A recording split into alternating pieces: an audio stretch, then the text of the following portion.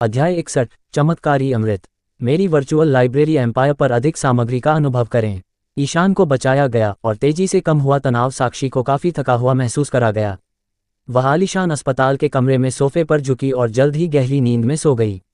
आरव मेहरा ने सावधानीपूर्वक उसके शरीर को समतल रखा और फिर उसे एक कंबल से ढक दिया। उस सुंदर लेकिन थके हुए चेहरे को देखकर उसने अपने अंदर एक हल्की सी प्रेरणा महसूस की। हालांकि वह दूसरों का फायदा उठाने वाला व्यक्ति नहीं था, इसलिए वह ईशान की तरफ चला गया। अब आसपास कोई नहीं था। तथाकथित चमत्कारिक गोली को चुपके से देने का यह सही समय था। एक विचार के साथ छोटी बोतल उसके हाथ में दिखाई दी। उसने अपनी हथेली में एक गोली डाली और एक मजबूत औषधीय सुगंध ने तुरंत हवा को भर दिया। हालांकि इसकी उपस्थिति वास्तव में भद्दी थी। उसके दिमाग में एक गोली पूरी तरह से गोल और सुंदर पैटर्न से सजी होनी चाहिए, न कि इस अनियमित और बेहद खुरदरी चीज की तरह। निधि, क्या तुम्हें यकीन है कि यह चीज उसे नुकसान नहीं पहुंचाएगी? आरव मेहरा हिचकिचाया। उसे लगा कि अपनी खुद की काया के साथ भी उसे पेट खराब हो सकता है। ईशान जैसे कमजोर व्यक्ति की तो बात ही छोड़ो।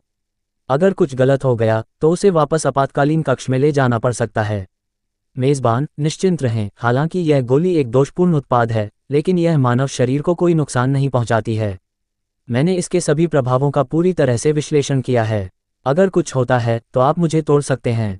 निधि ने आत्मविश्वास से घोषणा की। तुम्हें तोड़ दूं? क्या इसका मतलब यह नहीं होगा कि मुझे पहले खुद को तोड़ना होगा? आरव मेहरा बड़बड़ाया। चूंकि निधि ने ऐसा वादा किया है, इसलिए संभावना है कि यह वैसा ही है जैसा उसने कहा। गोली वास्तव में चमत्कारी थी। आरव मेहरा ने सावधानीपूर्वक ईशान के होंठ खोले और गोली अंदर डाल दी, लेकिन एक समस्या उत्पन्न हुई। ईशान अभी भी सो रहा था, अपने दम पर निगलने में असमर्थ था और गोली लगभग एक माल्टिसर के आकार की थी। इसे जबरदस्ती नीचे उतारना निश्चित रूप से एक विकल्प नहीं था। निधि, क्या चाचा को इसे निगलने का कोई तरीका है? आरव मेहरा ने कुछ देर कोशिश की, लेकिन अंततः हार मान ली। वह इसे जबरदस्ती करने की हिम्मत नहीं कर रहा था, क्योंकि गलती से वायुमार्ग को अवरुद्ध करना विनाशकारी होगा। मेजबान, श्री ईशान के मांसपेशी समूहों को उत्तेजित करने के लिए जैविक धारा का उपयोग कर सकता है ताकि बाहरी निगलने का प्रभाव प्रेरित किया जा सके। हो, जैविक धारा, यह क्या है? आरव मेहरा ने अपनी आंखें घुमाईं। उसने पहले कभी ऐसी अवधारणा के बारे में नहीं सुना था। जैविक धारा मानव शरीर के भीतर कमजोर विद्युत ऊर्जा को संदर्भित करती है और मानव शारीरिक कार्यों का मुख्य चालक है। उम्र बढ़ने के कारण शारीरिक क्षमता में गिरावट जैविक धारा के कमजोर होने के कारण होती है। आरव मेहरा केवल आधा समझ पाया। मुझे एक उपमा देने दो। क्या आपने ड्रैगन बॉल देखा है? मेजबान, हाँ, मैंने देखा है।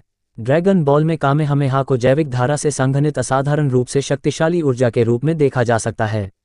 क्या आपको यह स्पष्टीकरण समझ में आता है? आपने पहले ऐसा क्यों नहीं कहा? इस स्पष्टीकरण के साथ आरव मेहरा लगभग इसे समझ गया। लेकिन मेरे पास इतनी मजबूत जैविक धारा नहीं है। चिंता न करें, एक बार जब आप पहले स्तर का प्राधिकरण सक्रिय कर लेते हैं तो आप जैविक धारा का उपयोग करना सीख सकते हैं। अभी के लिए मैं आपकी मदद कर सकता हूं, लेकिन निश्चित रूप से आपके शरीर में पर्याप्त मात्रा में जैविक धारा उत्पन्न होनी चाहिए।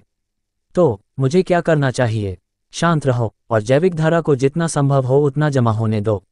आरव मेहरा तुरंत शांत हो गया, एक मूर्ति की तरह स्थिर हो गया। उसने ध्यान नहीं दिया कि उसके शरीर के भीतर एक अदृश्य ऊर्जा उसकी उंगलियों की ओर परिवर्तित हो रही थी। धीरे धीरे जैसे जैसे जैविक धारा ऊर्जा उसकी उंगलियों के बीच अधिक से अधिक एकत्रित हुई, उसने एक हल्की चमक भी उत्सर्जित की। इस चमत्कारी दृश्य ने उसे आश्चर्यचकित कर दिया। बस इतना ही काफी है। अब आप गोली श्री ईशान के मुंह में रख सकते हैं। आरव मेहरा ने तुरंत अनुपालन किया। निधि के निर्देशों का पालन करते हुए अपनी उंगलियों से ईशान के गले के आसपास के क्षेत्र की मालिश की। कुछ ही क्षणों बाद ईशान का एडम का सेब अचानक हिल गया और उसने बेहोशी की हालत में भी चमत्कारिक ढंग से एक स्वैच्छिक निगलने की क्रिया की। आरव मेहरा को ऐसा लगा जैसे उसके शरीर से सारी ताकत निकल गई हो, उसके अंग कुछ कमजोर हो गए हों।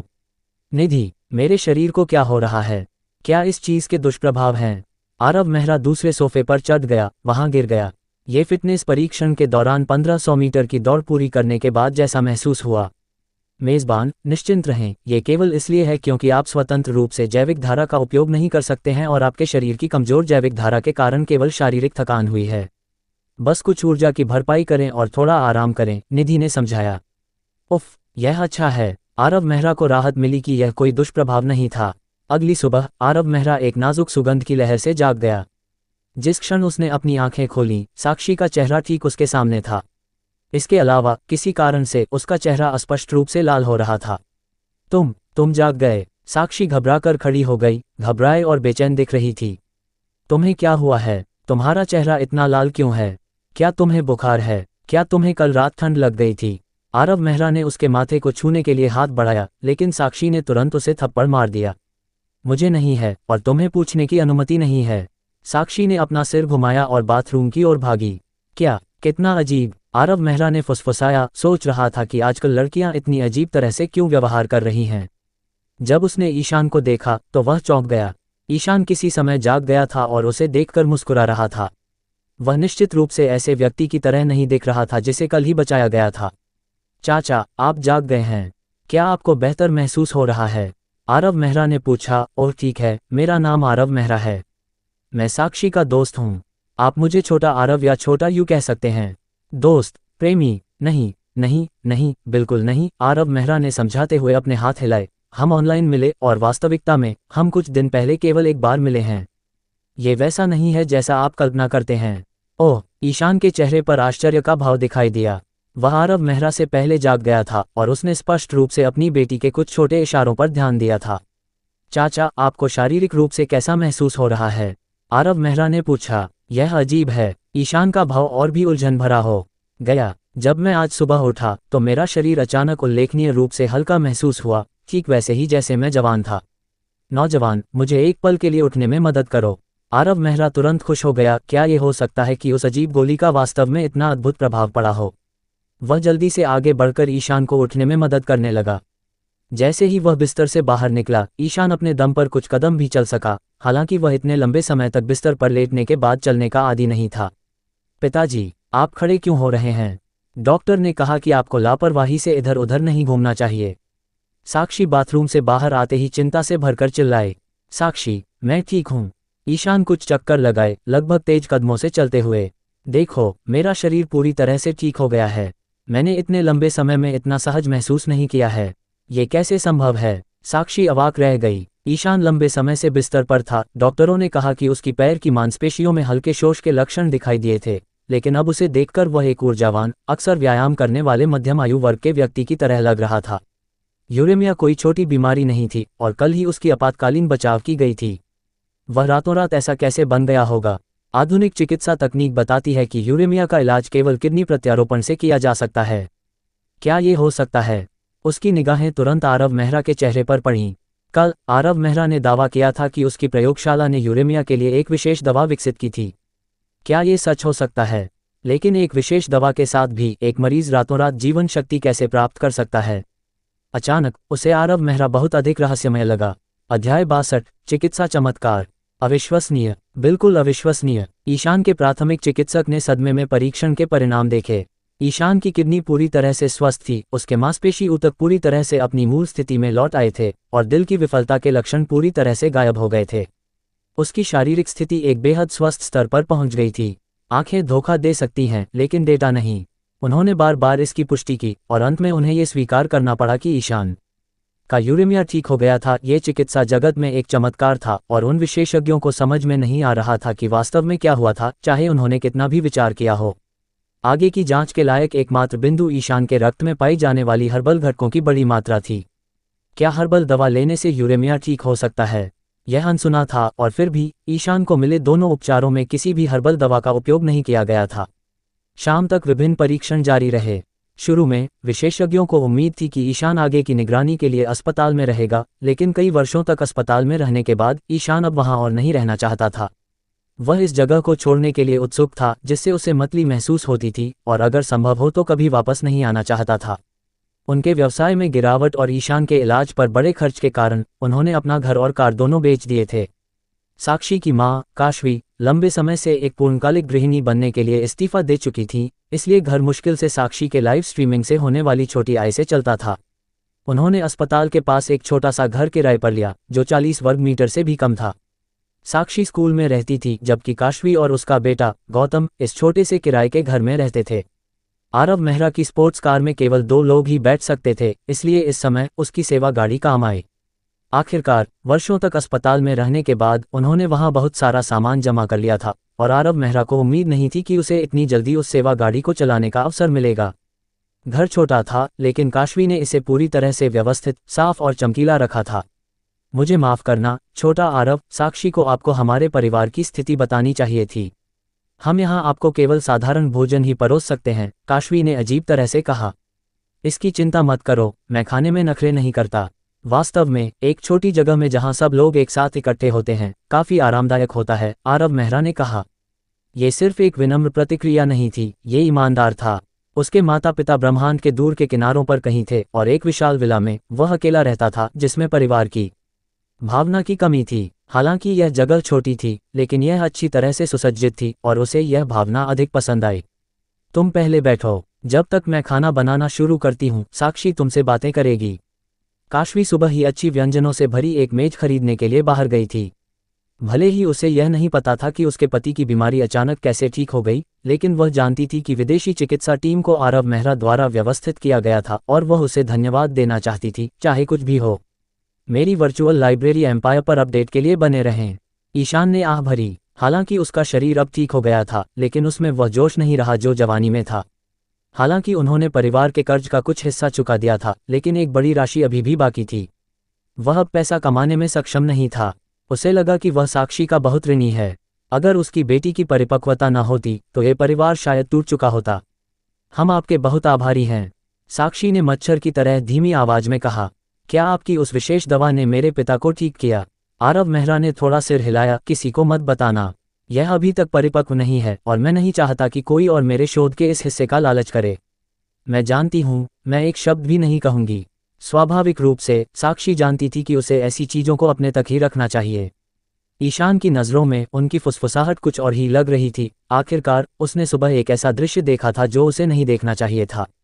छोटा आरव, क्या तुम हमारी साक्षी को डेट कर रहे हो? ईशान पुराने विचारों वाले व्यक्ति नहीं थे, इसलिए उन्हें देखकर उन्हें स्वाभाविक रूप से ये संदेह हुआ। यहाँ तक कि काशवी, जो सब्जियां धो रही थी, ने भी जब ये सुना तो अनजाने में अपना कान पास कर लिया और गौतम ने अपनी बचकानी जिज्ञासा के साथ अपनी पलकें झपकाईं और अपनी बहन की ओर देखा। पिताजी, आप क्या बकवास कर रहे हैं? साक्षी को सुबह का वह अजीब दृश्य याद आ गया। उसका चेहरा शर्म से लाल हो गया। हम केवल कुछ हफ्तों से एक दूसरे को जानते हैं। क्या ऐसा है? कितना अफसोस, ईशान ने कुछ हद तक अफसोस जताते हुए कहा। आरव मेहरा चरित्र और स्थिति दोनों में उत्कृष्ट था। यदि वह उसकी बेटी के साथ होता तो उसे बहुत आश्वासन मिलता। पिताजी, साक्षी ने मुंह बनाया। आप ऐसा कैसे कह सकते हैं? यदि आप मजाक करते रहेंगे तो मैं वास्तव में नाराज हो जाऊंगी। हाँ, ठीक है, मैं इसका फिर से उल्लेख नहीं करूंगा। ईशान हंसा। छोटा आरव, तुम अभी भी एक छात्र हो, है ना? मैंने सुना है कि जिस विशेषज्ञ टीम ने मेरा इलाज किया और अस्पताल का वार्ड तुम्हारे द्वारा व्यवस्थित किया गया था, क्या तुम्हारे परिवार के सदस्यों को ये सब पता है? ईशान वास्तव में आरव मेहरा की पारिवारिक पृष्ठभूमि की जांच करने की कोशिश कर रहा था।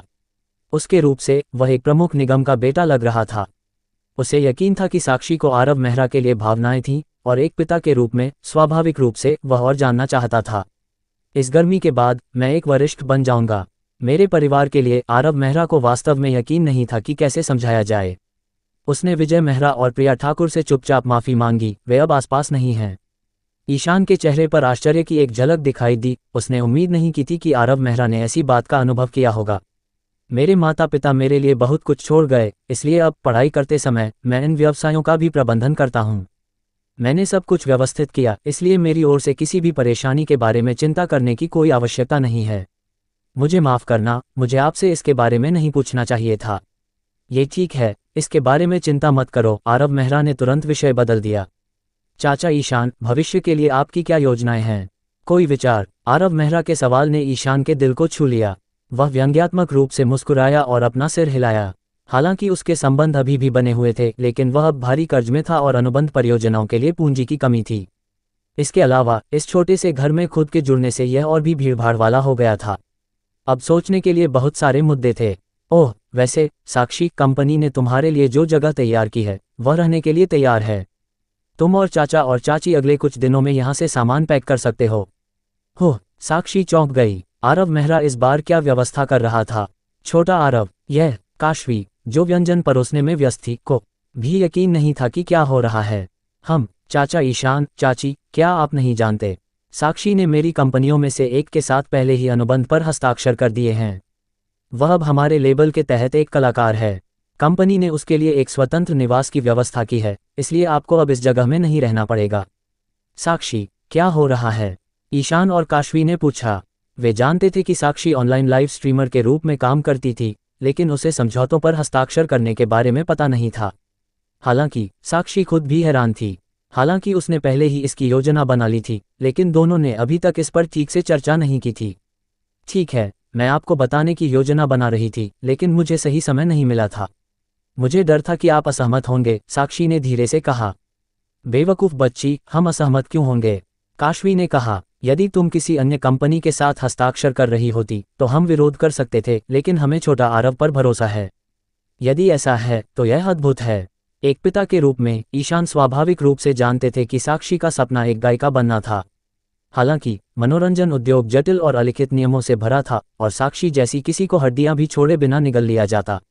लेकिन आरव मेहरा की मदद से भले ही वह एक बड़ी स्टार ना बने, उसे ज़्यादा नुकसान नहीं होना चाहिए, है ना?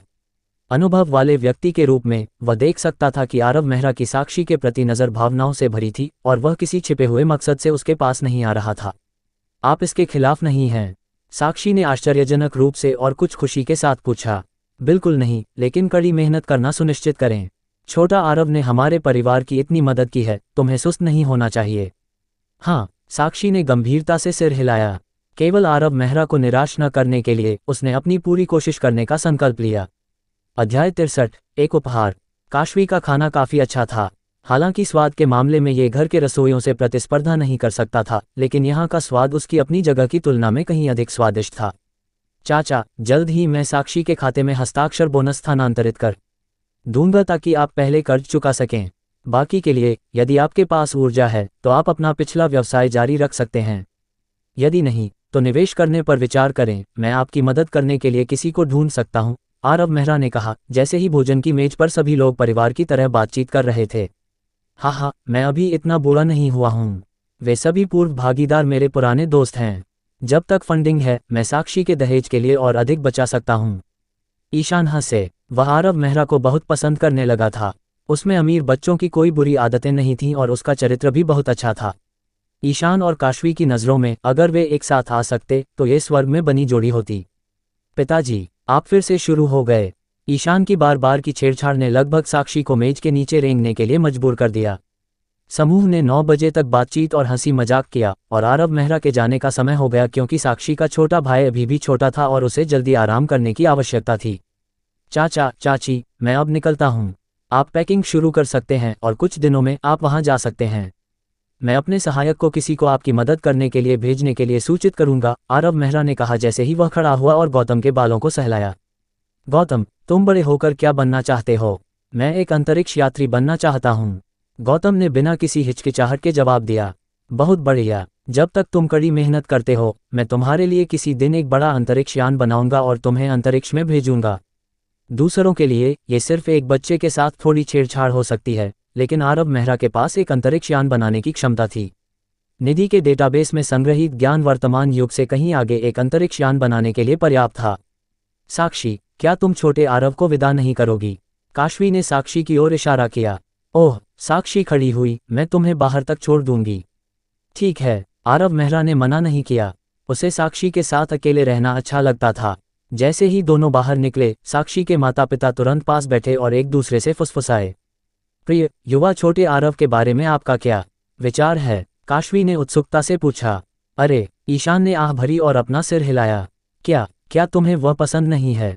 काशवी थोड़ी हैरान थी। नहीं, वह बहुत अच्छा है, ईशान ने कहा। मुझे पता है कि तुम्हारा क्या मतलब है, लेकिन मुझे डर है कि हमारी साक्षी उसके लिए पर्याप्त अच्छी नहीं है। आजकल लड़कियां कार और घरों वाले भागीदारों की तलाश करती हैं, लेकिन कितने लोग समझते हैं कि अच्छी जोड़ी होने का क्या मतलब है? एक विद्वान के रूप में ईशान इसे अच्छी तरह से जानते थे। तुम क्या कह रहे हो? हमारी साक्षी में किस चीज़ की कमी है? काशवी ने नाराजगी से कहा। इसके अलावा मुझे नहीं लगता कि छोटा आरव उस तरह का व्यक्ति है। क्या तुम नहीं देख सकते कि उसे भी हमारी साक्षी में दिलचस्पी है? बेशक, मैं देख सकता हूँ, और मैंने अपनी बेटी को आज सुबह चुपके से छोटे आरव को किस करते हुए भी देखा। ईशान को ये सोचकर थोड़ा असहज महसूस हुआ कि जिस गोभी को उसने 20 साल से अधिक समय तक पाला था, उसे लापरवाही से ले लिया गया था। उन्हें अपने युवाओं के मामलों को संभालने दो, हमें चिंता नहीं करनी चाहिए। ... आरव मेहरा और साक्षी अंधेरी गली में कंधे से कंधा मिलाकर चल रहे थे। अचानक माहौल अजीब हो गया और किसी ने भी एक शब्द नहीं बोला। तुम अनजाने में दोनों के पास कहने के लिए कुछ था। तुम पहले, आरव मेहरा ने प्रस्ताव दिया। मेरे पिताजी के मामले के बारे में धन्यवाद। बस इतना ही, सिर्फ एक छोटी सी बात। आरव मेहरा हंसा। मुझे लगा कि तुम कुछ और बताना चाहती हो। साक्षी उस कुछ और का अनुमान लगा सकती थी जिसका आरव मेहरा ने उल्लेख किया था, और उसने तुरंत अनजान बनने का नाटक करना शुरू कर दिया। वैसे यहाँ तुम्हारे लिए एक उपहार है। आरव मेहरा ने अचानक अपना फोन निकाला और एक फाइल खोली। यह क्या है? साक्षी की जिज्ञासा बढ़ गई क्योंकि वह अंदर झुकी। एक गाना, मैंने इसे तुम्हारे लिए लिखा है, आरव मेहरा ने बेशर्मी से दावा किया। सच में, गाना निधि की शक्तिशाली क्षमताओं के माध्यम से लिखा गया था, और यहाँ तक कि सिर्फ शुरुआती प्रस्तावना ने भी उसे लगभग बेहोश कर दिया। तुम गाने लिख सकते हो? साक्षी ने उसे संदेह से देखा। क्यों, मुझे नीचा दिखा रही हो? आरव मेहरा ने अवज्ञापूर्वक जवाब दिया। जब मैं 8वीं कक्षा में था तो मैंने पियानो और वायलिन दोनों में उच्चतम शौकिया स्तर पास किया था। अगर मैंने इसे आगे बढ़ाया होता तो मेरे पास अब तक कई अंतर्राष्ट्रीय पुरस्कार होते। क्या तुम्हें नहीं लगता? हाँ, ठीक है। साक्षी अपनी संगीत अध्ययन पृष्ठभूमि के साथ इतनी आसानी से मूर्ख नहीं बनी। मैंने रचना पूरी कर ली है, ये गीत है। तुम इसे आजमा सकती हो। आरव मेहरा ने गीत फाइल खोली। क्या तुम मेरी दृष्टि गायन कौशल का परीक्षण कर रहे हो? साक्षी ने फोन छीन लिया। इस तरह की चुनौती उसकी गली के ठीक ऊपर थी क्योंकि दृष्टि गायन उसकी ताकत थी। उसने संगत बजाई और प्रस्तावना, एक पियानो और वायलिन युगल, ने तुरंत यह उदाहरण दिया कि आकर्षक होने का क्या मतलब है। जैसे ही उसने शीत संगीत को देखा, उसने धीरे से गीत गाना शुरू कर दिया। गाने में एक कहानी बताई गई जो युवाओं की सुंदरता, गुप्त क्रश की कड़वाहट, विदाई का दर्द और पुनर्मिलन की खुशी को दर्शाती है। इसने असाधारण शब्दों का उपयोग नहीं किया, लेकिन प्रत्येक भावना को ठीक से व्यक्त किया। साक्षी को यकीन था कि यह गाना ऑनलाइन बिल्कुल हिट हो जाएगा। क्या तुमने इसे वास्तव में लिखा है? साक्षी अभी भी थोड़ी संशयवादी थी। भावनात्मक अनुभवों के बिना कोई व्यक्ति ऐसा गाना कैसे लिख सकता है? आरव मेहरा अभी अपने शुरुआती बिस्वा दशा में था, उसे ऐसा अनुभव कहाँ से मिला होगा? बेशक, मैंने इसे लिखा है।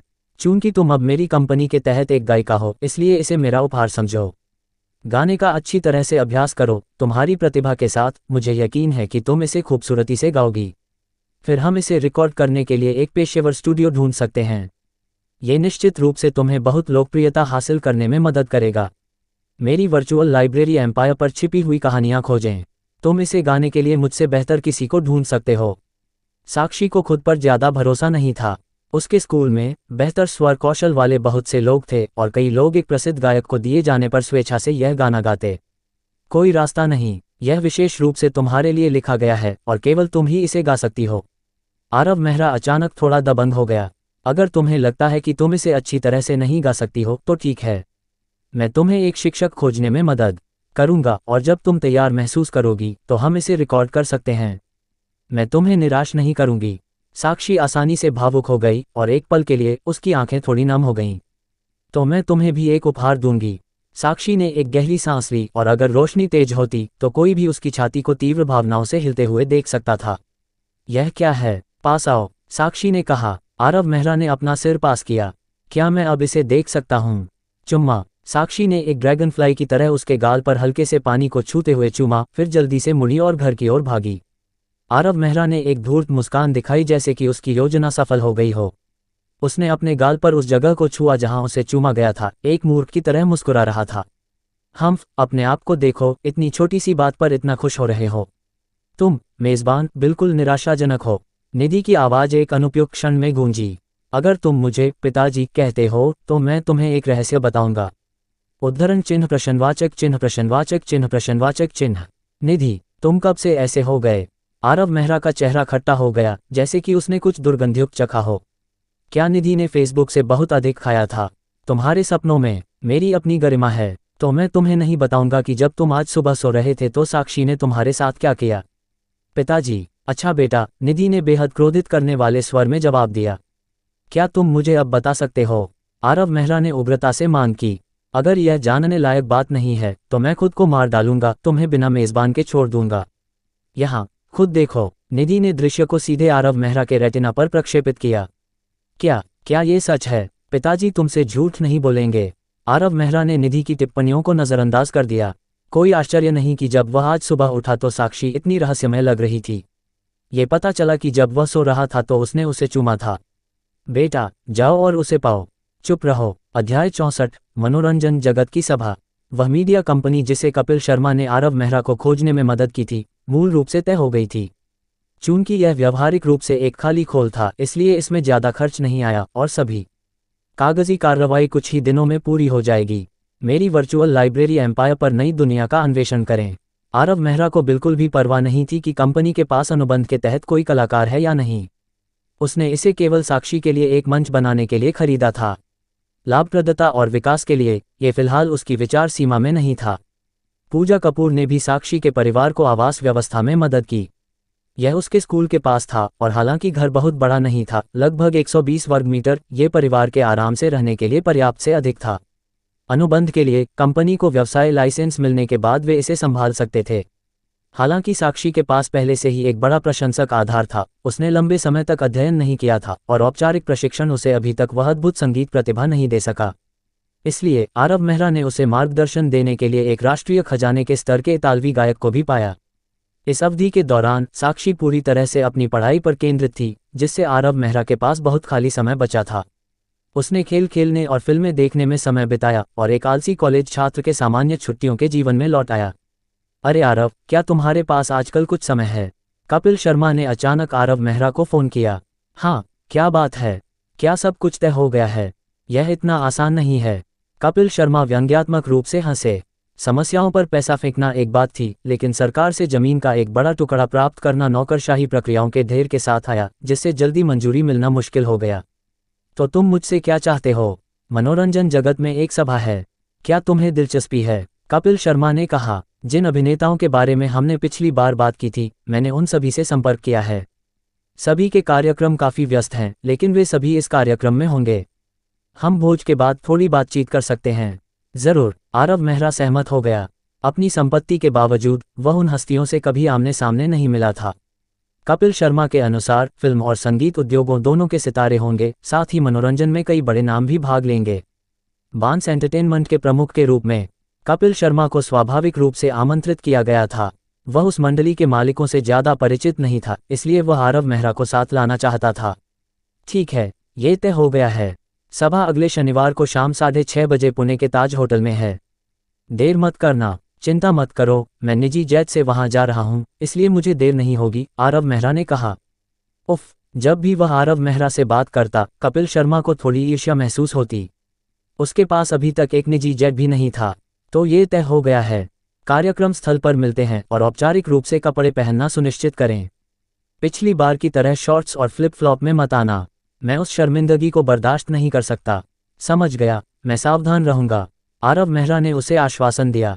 कपिल शर्मा को अपना चेहरा खोने की चिंता थी, बेशक आरव मेहरा भी था। इस सभा में भाग लेने के विचार ने आरव मेहरा को कई दिनों तक उत्साहित रखा। अपनी संपत्ति के बावजूद वे सितारे शायद उससे एहसान करने के लिए उत्सुक होंगे। फिर भी उसने अभी तक अपनी मानसिकता को पूरी तरह से समायोजित नहीं किया था, क्योंकि वे लोग उसके लिए केवल टीवी और इंटरनेट पर दिखाई दिए थे। आरव मेहरा का निजी जेट हमेशा दिल्ली सिटी के पूर्वी शहर हवाई अड्डे पर स्टैंड बाय पर रहता था। ये नियमित रखरखाव से गुजरता था, इसे उत्कृष्ट स्थिति में रखता था और चालक दल शीर्ष पायदान के थे। इस बार पूजा कपूर आरव मेहरा के साथ गई। वह अपने जीवन में कई बार दिल्ली महाराष्ट्र प्रांत से बाहर नहीं गया था। पुणे जाना उसके लिए पहली बार था, एक अपरिचित जगह, और वह स्वाभाविक रूप से घूमने का शौकीन था। यदि वह अकेला जाता तो वह आसानी से वहां खो जाता। सूर्य देव हवाई अड्डे की ओर जाने वाले राजमार्ग पर तेजी से दौड़ा। आरव मेहरा मुश्किल से अपनी उत्तेजना को रोक पा रहा था, क्योंकि उसने पहले कभी अपना निजी जेट नहीं देखा था। उसने खबरों में देखा था कि उन दुबई के टाइकून के निजी जेट 5 सितारा होटलों की तरह विलासितापूर्ण थे। उसका मानना था कि उसका भी ज्यादा दूर नहीं होगा। पूजा, क्या सारी व्यवस्था हो गई है? आरव मेहरा ने पूछा। सब कुछ दिन पहले व्यवस्थित किया गया था। पुणे का हवाई अड्डा भी तैयार है और बिलियंस इंटरनेशनल के तहत आपके स्वामित्व वाले ताज होटल ने पहले ही आपके लिए एक राष्ट्रपति स्वीट और एक सम्मेलन कक्ष की व्यवस्था कर दी है। एक और जो मेरा है। आरव मेहरा को इसकी आदत हो गई थी। अगर पूजा कपूर ने कभी उसे बताया कि कोई कंपनी उसकी नहीं है, तो वह वास्तव में आश्चर्यचकित हो सकता है। निजी जेट खरीदने के बाद पूर्वी शहर हवाई अड्डे पर उसके लिए एक वीआईपी चैनल बनाया गया, जिससे वह सुरक्षा जांच को दरकिनार कर सकता था और पहचान सत्यापन के बाद बिना रुकावट के प्रवेश कर सकता था। क्या ये पूर्वी शहर हवाई अड्डा है? ये वैसा क्यों नहीं लगता? आरव मेहरा के कई सहपाठी दिल्ली महाराष्ट्र प्रांत के नहीं थे, और जब वे छुट्टियों में घर जाते थे तो वे अक्सर पूर्वी शहर हवाई अड्डे से उड़ान भरते थे। लेकिन ये जगह उनकी सोशल फीड में तस्वीरों जैसी नहीं थी। ये दोनों तरफ हरी पट्टियों की पंक्तियों वाला एक छोटा स्वतंत्र हवाई अड्डा जैसा दिखता था। एक कंक्रीट की दीवार के परे नियमित पूर्वी शहर हवाई अड्डा लगता था। युवा मालिक, ये हवाई अड्डा आपका निजी हवाई अड्डा है। यहाँ के सभी विमान आपकी सेवा के लिए हैं। जब पूर्वी शहर हवाई अड्डा शुरू में बनाया गया था तो यह आपके पिता विजय मेहरा की कंपनियों में से एक द्वारा शुरू की गई एक परियोजना थी, इसलिए उन्होंने निजी उपयोग के लिए इस क्षेत्र को अलग रखा। लानत है, मेरे पिताजी कमाल के हैं, आरव मेहरा ने विस्मय में कहा। एक निजी जेट होना पहले से ही बहुत अधिक था, लेकिन उसके पास अपना हवाई अड्डा भी था। हमारे पास निजी द्वीप भी नहीं है ना? हाँ युवा मालिक, आपके पास दुनिया भर में 184 निजी अवकाश द्वीप हैं। उद्धरण चिन्ह उद्धरण चिन्ह। आरव मेहरा ने तुरंत अपना मुंह बंद कर लिया। अब उसे अपने सामने निजी जेट में अधिक दिलचस्पी थी। क्या ये विमान बोइंग 747 है? सटीक रूप से कहें तो यह एक बोइंग 747-8 वीआईपी निजी जेट है जिसे श्री विजय मेहरा ने खरीदा है। मैंने इसे नहीं संभाला है। मुझे लगता है कि कैप्टन नीतेश आपको इसका परिचय देंगे तो बेहतर होगा। पूजा कपूर ने उनकी ओर चलते हुए लोगों के एक समूह की ओर इशारा किया। इस समूह में 8 लोग थे, 2 पुरुष और 6 महिलाएं। उनके रूप से ये स्पष्ट था कि वे इंडिया के नहीं थे। पुरुष लंबे और मजबूत थे, जबकि महिलाएं सुडॉल और सुपरमॉडल की तरह आकर्षक थीं। ये कौन है? ये आपके चालक दल के सदस्य हैं, एक कप्तान, एक सह पायलट और शेष 6 फ्लाइट अटेंडेंट हैं, जो आपकी सभी यात्रा आवश्यकताओं के लिए जिम्मेदार हैं, पूजा कपूर ने कहा। दोनों पायलटों ने रूसी वायुसेना में सेवा की है। उनके पास किसी भी अप्रत्याशित स्थिति को संभालने के लिए पर्याप्त अनुभव है। फ्लाइट अटेंडेंट के लिए उन सभी के पास मिस वर्ल्ड की पृष्ठभूमि है और वे शीर्ष सुपरमॉडल हैं, जिनमें जुड़वा बच्चों की एक जोड़ी भी शामिल है। पूजा कपूर ने उसके कान में चंचल रूप से फुसफुसाया। युवा मालिक, विमान में विशेष कमरे हैं। यदि आप कोई विशेष सेवा चाहते हैं तो मुझे यकीन है कि वे अनुपालन करने में बहुत खुश होंगे। ये सुनकर आरव मेहरा का चेहरा चुकंदर की तरह लाल हो गया। वह अभी भी एक अनुभवहीन युवा था और इस तरह की छेड़छाड़ को संभाल नहीं सका। अध्याय 65, निजी विमान। मेरी वर्चुअल लाइब्रेरी एम्पायर पर अधिक अनुभव करें। कैप्टन नीतेश, बहुत समय बाद मिले। पूजा कपूर ने प्रभारी सुंदर रूसी व्यक्ति से हाथ मिलाया। और को कैप्टन कुणाल, इंडिया में जीवन कैसा है? ओह प्रिय मिस पूजा, आपका इंडिया बस अद्भुत है, कैप्टन नीतेश ने कहा। उनका काम वास्तव में काफी आरामदेह था। सामयिक कौशल प्रशिक्षण के अलावा वे ईर्ष्यापूर्ण वेतन लेते हुए अपना अधिकांश समय छुट्टियों में बिताते थे। इंडिया में यह उनका दूसरा वर्ष था और उनके एकमात्र ग्राहक फैंग परिवार के निजी यात्री जेट थे। इन 2 वर्षों में उन्होंने एक भी मिशन नहीं लिया था। ऐसा जीवन उनके साथियों को शब्दों से परे ईर्ष्यालु बना देता था। आप श्री आरव होने चाहिए, सही? कैप्टन नीतेश ने आरव मेहरा से हाथ मिलाया।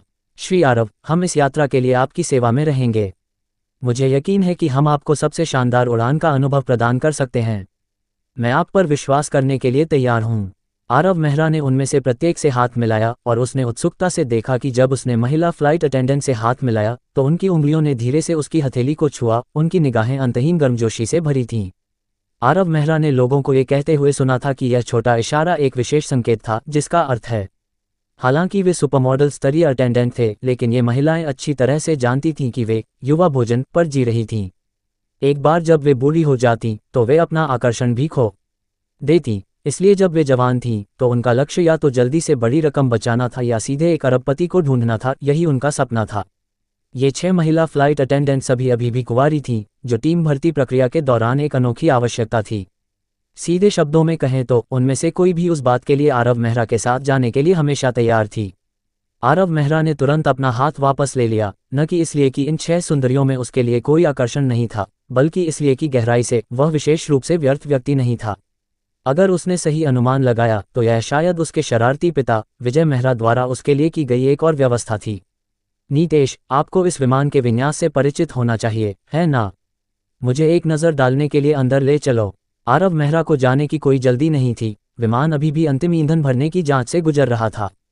ठीक है श्री आरव, कृपया मेरे पीछे आइए। नीतेश के मार्गदर्शन में वे कस्टम निर्मित निजी जेट के इंटीरियर में गैंगवे पर चढ़ गए। क्या ये वास्तव में एक विमान है? आरव मेहरा मदद नहीं कर सका, लेकिन बोल पड़ा। शानदार शब्द के अलावा वह इस हवाई महल का वर्णन करने के लिए कोई अन्य शब्द नहीं सोच सकता था। मूल केबिन इंटीरियर को पूरी तरह से हटा दिया गया था और केबिन को विशाल उज्ज्वल कमरों में विभाजित किया गया था। उसने जो पहली चीज देखी वह एक लिविंग रूम था, जो सोफा, एक कॉफी टेबल, एक टेलीविजन, सभी अपेक्षित सुविधाओं से परिपूर्ण था। सभी लकड़ी के फर्नीचर और फर्श सुनहरे नानमू और शीर्ष गुणवत्ता वाले रेडवुड से बने हैं। इसके अलावा श्री विजय मेहरा के अनुरोध के अनुसार इंटीरियर आर्किटेक्चर मास्टर मिस्टर प्रतीक को इसे डिज़ाइन करने के लिए नियुक्त किया गया था, जिससे किसी भी दृश्य शिकायतों के लिए लगभग कोई जगह नहीं बची। नीतेश ने आत्मविश्वास से कहा। वह सुगंध क्या है? आरव मेहरा ने पूछा, क्योंकि प्रवेश करते ही उसे एक हल्की लकड़ी की सुगंध मिली। ओह, यह आपके इंडिया का एम्बरग्रीस है। प्रत्येक ग्राम की कीमत हजारों अमेरिकी डॉलर है, जो ये सुनिश्चित करता है कि आप मानसिक रूप से आराम महसूस करें, भावनात्मक रूप से प्रसन्न हो और आपकी यात्रा के दौरान शांत और नींद में सहायता करे।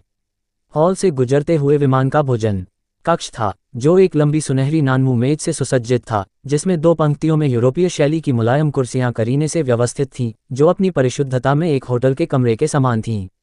लंबी मेज के ऊपर एक शानदार क्रिस्टल झूमर था और सभी सजावटें इसके प्रतिबिंब में झिलमिला रही थीं।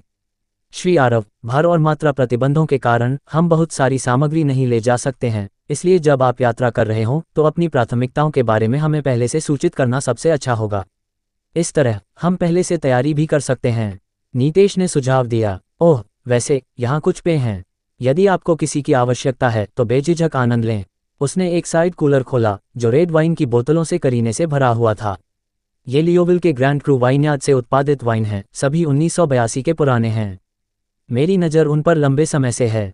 इसके बाद आरव मेहरा के लिए आरक्षित एक शानदार सूट आया, जिसमें दर्जनों वर्ग मीटर का एक आसन अध्ययन था, जो प्रसिद्ध विदेशी चित्रकारों द्वारा विभिन्न पुस्तकों और कलाकृतियों से भरा हुआ था। पीछे की ओर एक रसोई, एक चिकित्सा कक्ष और विमानन दल का कार्यक्षेत्र था। इस विमान में लगभग 4800 वर्ग फुट की आंतरिक जगह है, जो लगभग 450 वर्ग मीटर के बराबर है। जब श्री विजय मेहरा ने इसे खरीदा तो इसकी कीमत लगभग 400 मिलियन अमेरिकी डॉलर थी। कप्तान ने एक सांस में विमान के विनिर्देशों का विवरण दिया। अद्भुत, ये बस आकाश में उड़ने वाला एक हवेली है। आरव मेहरा अविश्वसनीय रूप से संतुष्ट था। उसके पिताजी, थोड़े असभ्य होने के बावजूद, वास्तव में उत्कृष्ट स्वाद था। ओह, श्री आरव, आपकी कार को केबिन के नीचे भंडारण क्षेत्र में सीधे पार्क किया जा सकता है। इसे एक छोटे गराज में बदल दिया गया है। सच में, आरव मेहरा सुखद आश्चर्यचकित था। इस तरह उसे जहां भी जाता वाहन की तलाश नहीं करनी पड़ती। हाँ, क्या आपको अपनी कार को अपने साथ ले जाने की आवश्यकता है? इसे साथ ले आओ। यह मेरी पहली बार इस तरह की जगह पर जा रहा है, मुझे एक बयान देना होगा। आरव मेहरा ने कहा। ठीक है, तो मैं तुरंत इसकी व्यवस्था करूंगा। आप थोड़ा आराम कर सकते हैं और हम लगभग आधे घंटे में उड़ान भरने के लिए तैयार हो जाएंगे। इसके साथ ही नीतेश चला गया। कृपया बैठ जाए, इतने संयमित मत रहिए, मैं इतना कठोर नहीं हूं, आरव मेहरा ने अटेंडेंट से कहा। इस तरह खड़े रहना थका देने वाला होना चाहिए। हम ऐसा नहीं कर सकते, श्री आरव, ये हमारा काम है। अटेंडेंट अपनी निर्धारित स्थिति में सावधानीपूर्वक बने रहे। हम इतना अधिक वेतन कमाते हैं और आमतौर पर हमारे पास करने के लिए बहुत कुछ नहीं होता है। इसलिए जब आप यात्रा कर रहे हों तो हमें खुद को उच्चतम मानकों पर रखना चाहिए। यदि ऐसा है तो मैं आपकी कड़ी मेहनत की सराहना करता हूं। आरव मेहरा ने पूजा कपूर से फुसफुसाया। सिस्टर पूजा, क्या उनका वेतन वास्तव में इतना अधिक है? हाँ, युवा मालिक, कप्तान का वेतन सालाना 5 मिलियन अमेरिकी डॉलर है, सहकप्तान का 3 मिलियन अमेरिकी डॉलर है और प्रत्येक अटेंडेंट सालाना 2 मिलियन अमेरिकी डॉलर कमाता है। इतना अधिक? पूछे जाने तक अनजान जिनसुन ये सुनकर चौंक गया। इंडिया में एक सामान्य कप्तान आमतौर पर लाखों में वार्षिक कर पूर्व वेतन कमाता था, यह उससे 10 गुना अधिक था। युवा मालिक, वे सर्वश्रेष्ठ हैं, पूजा कपूर ने कहा। पायलटों और चालक दल के सदस्यों का चयन करते समय ये लगभग 1000 में एक मानक है, इसलिए सख्त चयन को देखते हुए इस तरह का वेतन बिल्कुल भी अतिरंजित नहीं है। ठीक है, वैसे भी उनका वार्षिक वेतन कुछ ही मिनटों में मेरी कमाई का एक अंश भी नहीं है। इस बैलेंस शीट पर विचार करने से आरव मेहरा का मन शांत हो गया। श्री आरव, कैप्टन नीतेश लगभग 30 से 40 वर्ष की एक महिला के साथ आया, जिसने धूप का चश्मा पहना हुआ था, थोड़ी मोटी थी। क्या हो रहा है कैप्टन नीतेश? आरव मेहरा ने अपना सिर बाहर निकाला। क्या हम जाने के लिए तैयार हैं? कृपया एक पल प्रतीक्षा करें श्री आरव, यहाँ एक महिला आपकी मदद मांग रही है, जिसे मुख्य हवाई अड्डे के प्रबंधक द्वारा लाया गया है। कौन है? आरव मेहरा बाहर निकला और थोड़ी मोटी महिला को देखकर वह चौंक गया। तुम अंजलि हो। अध्याय 66। क्या मैं एक विमान में लिफ्ट ले सकता हूँ? जब द यंग की बात आती है तो बहुत से लोग उसे नहीं जानते होंगे, लेकिन अगर आप उसके बॉस का उल्लेख करते हैं तो हर कोई शायद उससे परिचित है। उसका पूरा नाम अंजलि था और वह लोकप्रिय गायक अरिजीत सिंह की सहायक और प्रबंधक थी। यदि आप अरिजीत सिंह के प्रशंसक हैं तो यह थोड़ी मोटी महिला आपके लिए अजनबी नहीं होगी। अरिजीत सिंह को भी उस बड़े भोज में आमंत्रित किया गया था। हाल ही में वह दिल्ली शहर में वाणिज्यिक गतिविधियों में लगे हुए थे। हालांकि उन्हें अपने नए गानों को बढ़ावा देने के लिए वास्तव में ऐसी घटनाओं की आवश्यकता नहीं थी। उनकी असाधारण प्रतिभा के अलावा उनके सबसे बड़े गुणों में से एक उनके प्रशंसकों के प्रति उनका समर्पण था। उन्हें मूल रूप से आज पुणे के लिए सुबह 9 बजे की उड़ान लेनी थी, लेकिन दुर्भाग्य से विमान को पिछले हवाई अड्डे पर एक आपात स्थिति का सामना करना पड़ा और उसकी तत्काल मरम्मत की जा रही थी। अस्थायी उड़ान को दोपहर 4 बजे तक के लिए टाल दिया गया, जिसका मतलब था कि वह शाम की पार्टी में बिल्कुल भी नहीं पहुंच पाएंगे। हालांकि वह एक सुपरस्टार थे, लेकिन वह एक नागरिक भी थे और उनके पास कोई विशेषाधिकार नहीं थे जो उन्हें समय पर भोज में पहुंचने की अनुमति देते। सुविधाजनक रूप से हवाई अड्डे के अधिकारी ने उन्हें बताया कि पास के निजी हवाई अड्डे का मालिक भी आज पुणे की यात्रा करने की योजना बना रहा है और शायद वह सहायता मांग सकता है। इसलिए अंजलि ने कुछ मदद मांगने के लिए नीतेश को ढूंढा, जिससे वर्तमान स्थिति उत्पन्न हुई। तुम मुझे जानते हो? अंजलि थोड़ी हैरान थी, सोच रही थी कि शायद इस बार बात बन जाए।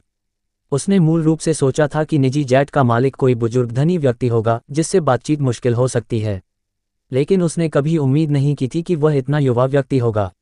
आजकल संगीत सुनने वाले युवा लोगों में से कितने अरिजीत सिंह के प्रशंसक नहीं हैं? जानते हो? बेशक, मैं जानता हूं। तुम अरिजीत सिंह की सहायक हो, है ना? आरव मेहरा ने पीछे की ओर देखने वाले एक निर्दोष छोटे प्रशंसक की तरह झांका। क्या अरिजीत सिंह यहाँ हैं? वह कहाँ है? क्या मुझे एक ऑटोग्राफ मिल सकता है? ओह! अंजलि एक पल के लिए अवाक रह गई। उसने उम्मीद नहीं की थी कि वह न केवल एक प्रशंसक होगा, बल्कि एक बहुत धनी, जुनूनी प्रशंसक भी होगा। और ठीक है, क्या तुम्हें कुछ चाहिए? हाँ, अंजलि ने विनम्रता से कहा। अरिजीत सिंह को आज पुणे में एक पार्टी में शामिल होना है, लेकिन विमान में समस्याएं थीं और कम से कम 4 बजे तक देरी होगी। भोज 6:30 बजे शुरू होता है और दिल्ली शहर से पुणे तक उड़ान भरने में 4 घंटे लगते हैं। हमने सुना कि यह विमान भी पुणे जा रहा है, इसलिए हमने सोचा कि क्या हम लिफ्ट ले सकते हैं। तुम भी पुणे जा रहे हो? बहुत बढ़िया। आरव मेहरा लगभग कूद पड़ा। जरूर जरूर, जब तक कि बहुत अधिक लोग न हों। हम केवल 3 लोग हैं, मैं, अरिजीत सिंह और उनके गीतकार रंजीत। बाकी कर्मचारी बाद में नियमित उड़ान ले सकते हैं, यह कोई बड़ी बात नहीं है। मुफ्त सवारी का उल्लेख करते हुए अंजलि शर्मा गई, लेकिन ऐसा लग रहा था कि आज वे अजीब तरह से भाग्यशाली थे। कैप्टन नीतेश, क्या 3 और लोगों का आना ठीक है? आरव मेहरा ने पूछा। कोई समस्या नहीं है, विमान में बहुत सारा भोजन है। हम हमेशा 20 लोगों के लिए पर्याप्त आपूर्ति तैयार करते हैं, निश्चिंत रहें। कैप्टन नीतेश ने कहा। बहुत बढ़िया, अंदर आओ, हम जल्द ही उड़ान भरेंगे। आरव मेहरा अरिजीत सिंह से मिलने के लिए पहले से ही उत्सुक था। ठीक है, धन्यवाद। अंजलि ने तुरंत अरिजीत सिंह के साथ अच्छी खबर साझा की और कुछ ही समय बाद पूरी तरह से ढके हुए 2 युवा विमान में सवार हो गए। अरिजीत सिंह और रंजीत बहुत अच्छे दोस्त थे। हालांकि वे दोनों इंडिया के मनोरंजन उद्योग के आधे हिस्से में अविश्वसनीय रूप से प्रसिद्ध हो गए थे, लेकिन वे अभी भी काफ़ी युवा थे और 30 से कुछ ही अधिक थे। उनकी प्रसिद्धि ने उन्हें अपार धन दिलाया था और अरिजीत सिंह का धन वास्तव में चौंका देने वाला था। उसका गराज सैकड़ों मिलियन अमेरिकी डॉलर की विभिन्न स्पोर्ट्स कारों से भरा हुआ था। उसके पास एक महंगा निजी जेट भी था, लेकिन जिस जेट पर वे अभी थे उसकी तुलना में ये दुनिया के अंतर जैसा था। उन्होंने अपने धूप के चश्मे उतारे और अपनी बेसबॉल जैकेटें हटा दी, जिससे ऐसे चेहरे दिखाई दिए जो अनगिनत लड़कियों को चीखने पर मजबूर कर सकते थे। आरव मेहरा को भी चीखने का मन हुआ। नहीं, मुझे शांत रहने की जरूरत है। मैं अब प्रतिष्ठा वाला व्यक्ति हूँ। मैं एक अनुभवहीन बच्चे की तरह व्यवहार नहीं कर सकता। आरव मेहरा ने खुद को शांत करने की कोशिश की, लेकिन हमारे प्रसिद्ध दार्शनिक वांग जिंजे द्वारा खोजा गया अनूठा तर्क कभी गलत नहीं था। आरव मेहरा ने चुपचाप अपना फोन पूजा कपूर को सौंप दिया। सिस्टर पूजा, बाद में मेरी कुछ तस्वीरें चुपके से खींचना और ब्यूटी फिल्टर चालू करना याद रखना। नमस्ते, मैं अरिजीत सिंह हूँ और यह रंजीत है। अरिजीत सिंह ने विनम्रतापूर्वक अपना हाथ बढ़ाया। हालांकि वह प्रसिद्ध और धनी थे, लेकिन वह अच्छी तरह से जानते थे कि कुछ लोगों की नज़र में उनकी संपत्ति अभी भी नगण्य थी और उनके सामने बैठा युवा या शायद उनके रिश्तेदारों में से कोई ऐसा व्यक्ति हो सकता है। अपने आदर्श को अपने सामने देखकर आरव मेहरा अचानक थोड़ा असहज महसूस कर रहा था। नमस्ते, मैं आरव मेहरा हूँ। आरव मेहरा, क्या आप अपोलो मेंटल हॉस्पिटल के निदेशक आरव मेहरा हैं? अरिजीत सिंह सोशल मीडिया पर काफ़ी सक्रिय थे और हाल ही में इस नाम ने बहुत अधिक चर्चा पैदा की थी। कम से कम वह इस नाम से अपरिचित नहीं थे। युवा व्यक्ति रहस्यमय था, लेकिन इतना रहस्यमय नहीं था। लोग अक्सर उसे विभिन्न स्थानों पर देखते थे और वह हमेशा विस्मयकारी स्टंट करने में कामयाब रहता था। हालांकि किसी ने यह पता नहीं लगाया था कि उसका व्यवसाय वास्तव में क्या था और किसी को यह नहीं पता था कि वह कितना अमीर था। दूसरों का उल्लेख करने की तो बात ही छोड़िए, कम से कम देश में सबसे अधिक कमाई करने वाले दूसरी पीढ़ी के उत्तराधिकारियों में से एक कपिल शर्मा ने सार्वजनिक रूप से स्वीकार किया कि वह आरव मेहरा जितना धनी नहीं था, जिसने इस युवा व्यक्ति की संपत्ति की अकल्पनीय सीमा को उजागर किया। वह उपाधि केवल मनोरंजन के लिए है, आरव मेहरा ने थोड़ा शर्मिंदा होकर कहा। वह अपने आदर्श के सामने अपना चेहरा नहीं खोना चाहता था, लेकिन अस्पताल असली है। मैं कसम खाता हूँ। हा, भाई आरव, तुम एक दिलचस्प व्यक्ति हो। आरव मेहरा का शर्मिंदा चेहरा देखकर अरिजीत सिंह और रंजीत मदद नहीं कर सके, लेकिन हंसे। तुम भी भोज में जा रहे हो, मुझे लगता है। हाँ, आरव मेहरा ने उन्हें बैठने के लिए आमंत्रित किया। हॉल विशाल था और कुछ लोगों को आसानी से समायोजित कर सकता था। फ्लाइट अटेंडेंट ने तुरंत एक बोतल वाइन और कुछ स्नैक्स परोसे। प्रिंसिपल शर्मा ने मुझे अपने क्षितिज को व्यापक करने के लिए आमंत्रित किया। उम्मीद नहीं थी कि आप दोनों से यहाँ पहले मिलेंगे। तुम मजाक कर रहे होगे, तुम्हारी संपत्ति के साथ तुमने अभी तक क्या नहीं देखा है। अरिजीत सिंह और अन्य लोगों ने सोचा कि आरव मेहरा विनम्र हो रहा था। वास्तव में उसने अभी तक ज्यादा कुछ नहीं देखा था। 82 वाइन। रंजीत एक वाइन उत्साही थे। 1982 के पुराने को उस वर्ष वाइनयार्ड के लिए आदर्श जलवायु परिस्थितियों के कारण महंगा और उच्च गुणवत्ता वाला माना जाता था। उस वर्ष की सबसे साधारण वाइन की कीमत भी प्रति बोतल हजारों थी, और शाटो लाटूर की विशेष संपत्ति की वाइन प्राप्त करना और भी मुश्किल था, जिसकी कीमत कथित तौर पर प्रत्येक की दसियों हजार अमेरिकी डॉलर थी। उन्हें ये परोसना आरव मेहरा के भारी प्रभाव का प्रमाण था। ठीक है अरिजीत सिंह, क्या मैं आपसे एक एहसान मांग सकता हूँ? आरव मेहरा थोड़ा हिचकिचाया। मेरी वर्चुअल लाइब्रेरी एम्पायर पर बने रहें। आगे बढ़ो, तुम मुफ्त में सवारी नहीं कर सकते, है ना? अरिजीत सिंह हंसे। नवंबर में क्या आप मुझे अपने संगीत कार्यक्रम के लिए कुछ टिकट दिला सकते हैं? आरव मेहरा ने पूछा। वे प्राप्त करने में बहुत मुश्किल हैं। बस इतना ही। अरिजीत सिंह ने सोचा कि यह कोई बड़ी बात है। ईमानदारी से कहूँ तो उसे दलालों से महंगे टिकट खरीदने के लिए कुछ पैसे खर्च करने में कोई आपत्ति नहीं होगी। आज के ये धनी लोग हैरान करने वाले हैं। निजी जेट पर अरबों खर्च कर रहे हैं, लेकिन संगीत कार्यक्रम के टिकटों पर कुछ हजार खर्च करने में कंजूसी कर रहे हैं। आइए संपर्क विवरण का आदान प्रदान करें। जब समय आएगा तो मैं किसी को सीधे वीआईपी अनुभाग में ले आऊंगा। 20 लोगों तक की व्यवस्था स्वतंत्र रूप से की जा सकती है। अरिजीत सिंह ने इसे एक दुर्लभ नेटवर्किंग अवसर के रूप में देखा। केवल कुछ वीआईपी सीटों के साथ एक सुपर रिच व्यक्ति से परिचित होना वास्तव में एक शानदार सौदा था। बहुत बढ़िया। आरव मेहरा खुशी से झूम उठा। एक और बात, उसने अचानक एक डीएसएलआर कैमरा निकाला। क्या हम एक तस्वीर ले सकते हैं? अध्याय 67 पुणे पहुंचना। 4 घंटे की यात्रा अविश्वसनीय रूप से उबाऊ होनी चाहिए थी, लेकिन अरिजीत सिंह और रंजीत के शामिल होने से यह अचानक एक तात्कालिक निजी संगीत कार्यक्रम में बदल गई। आरव मेहरा के निजी जेट पर न केवल एक केटीवी सेटअप था, बल्कि अध्ययन में एक इलेक्ट्रिक पियानो, वायलिन और गिटार जैसे विभिन्न उपकरण भी थे। यह मानना होगा कि अरिजीत सिंह की संगीत क्षमताएं वास्तव में अद्वितीय थीं। वह व्यावहारिक रूप से किसी भी उपकरण में आसानी से महारत हासिल कर सकते थे। आरव मेहरा ने उस बिंदु तक गाया जहां उसके केटीवी स्तरीय गायन कौशल ने अंत तक उसके गले को लगभग कर्कश कर दिया, लेकिन वह खुशी से व्यस्त रहा। उसने कभी कल्पना भी नहीं की थी कि एक दिन ऐसा भी आएगा जब वह अपने आदर्श के साथ गा और संगीत बजा सकेगा, जिसकी उसने कभी सपने में भी हिम्मत नहीं की थी। उसने मन ही मन सोचा, रिया वर्मा, ओह रिया वर्मा, तब तुम सिर्फ एक संगीत कार्यक्रम के टिकट के लिए किसी और के प्यार में पड़ गई थी। अब मैं अरिजीत सिंह के साथ गा सकता हूँ। अगर तुम्हें पता होता तो तुम्हारा क्या भाव होता। शायद यह उसके दिल में गर्व का संकेत था। विमान पर भोजन अविश्वसनीय रूप से स्वादिष्ट था। उनके गाने से थक जाने के बाद उन्होंने पास के भोजन क्षेत्र में एक आनंददायक दोपहर का भोजन किया। अगर विमान पुणे हवाई अड्डे पर उतरने वाला नहीं होता तो वे आरामदायक नींद भी ले सकते थे। विमान की बिजली प्रणाली को बढ़ाया गया, जिससे मानक 4 घंटे की उड़ान लगभग आधे घंटे कम हो गई। वे दोपहर 2 बजे से ठीक पहले पुणे हवाई अड्डे पर आसानी से उतरे।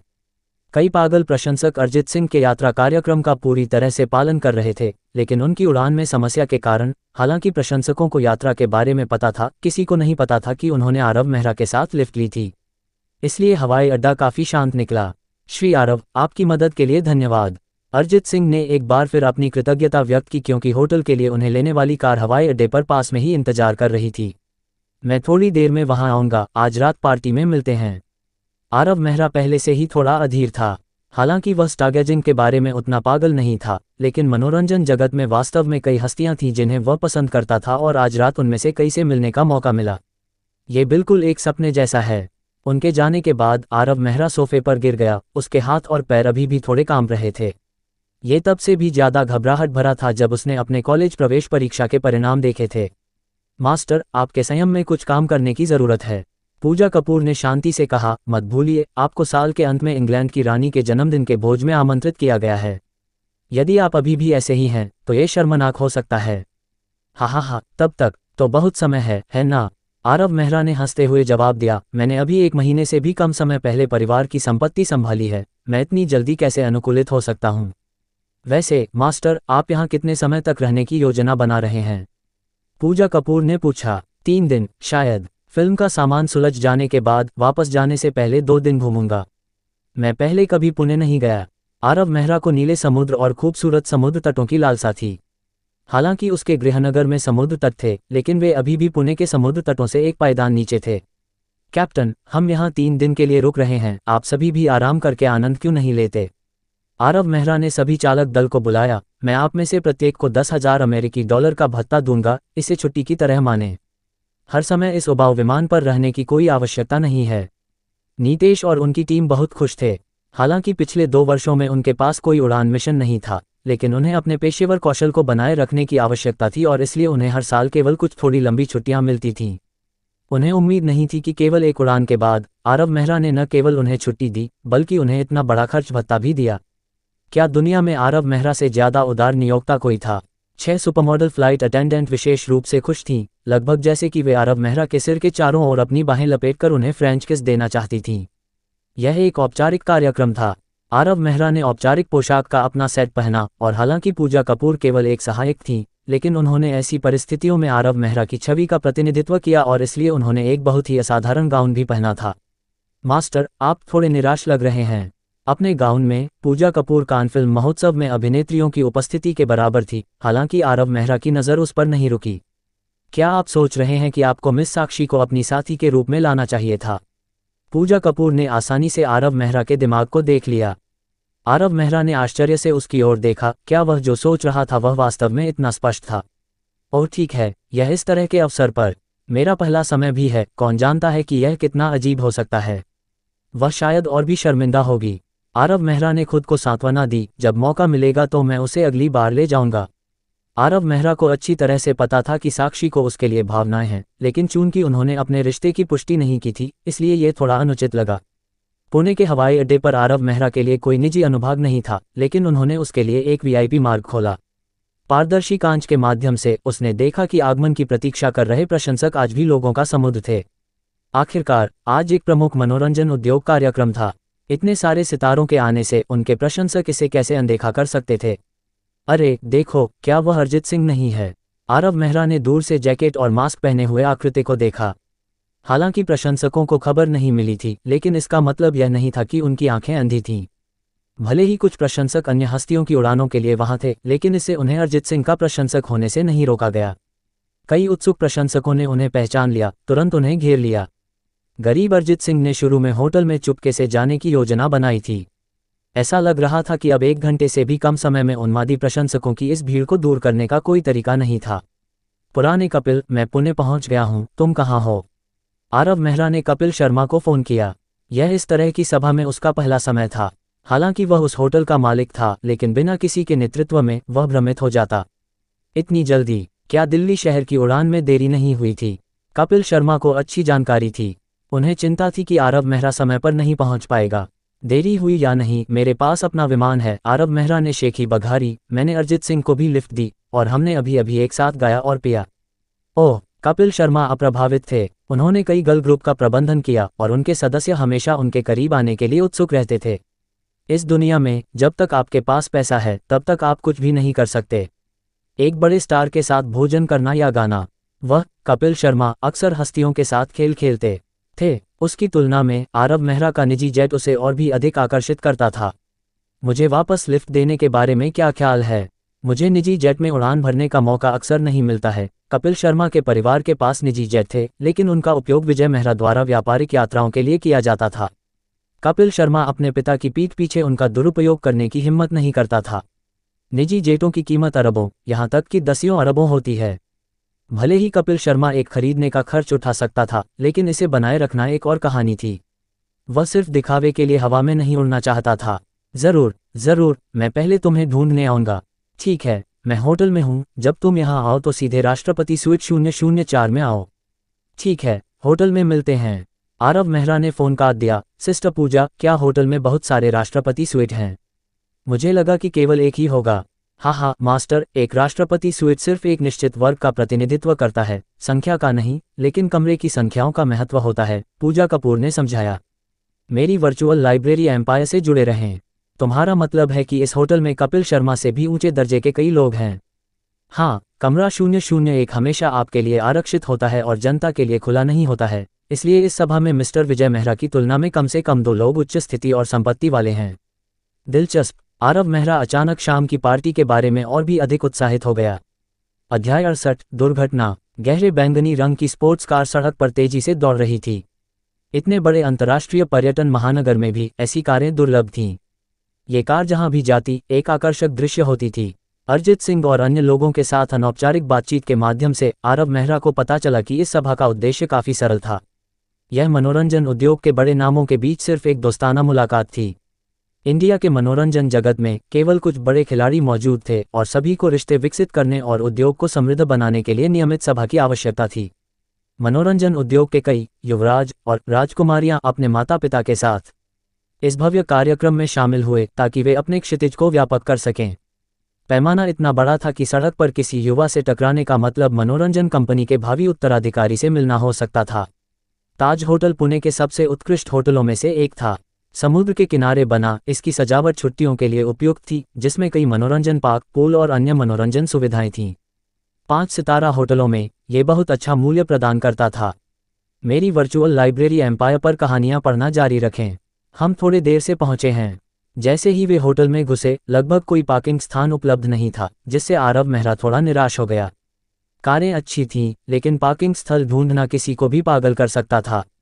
युवा मालिक, क्या आपने कभी किसी को अपने ही होटल में पार्किंग स्थान ढूंढते हुए देखा है? पूजा कपूर ने अपने माथे पर थपथपाया। भूमिगत पार्किंग स्थल में आपके लिए एक समर्पित गराज आरक्षित है। क्या ऐसा है? तुमने पहले क्यों नहीं बताया? आरव मेहरा बड़बड़ाया। उसने पूछा नहीं था, लेकिन इस पर विचार करते हुए उसे एहसास हुआ कि उसने अपनी स्थिति को थोड़ा कम आंका होगा।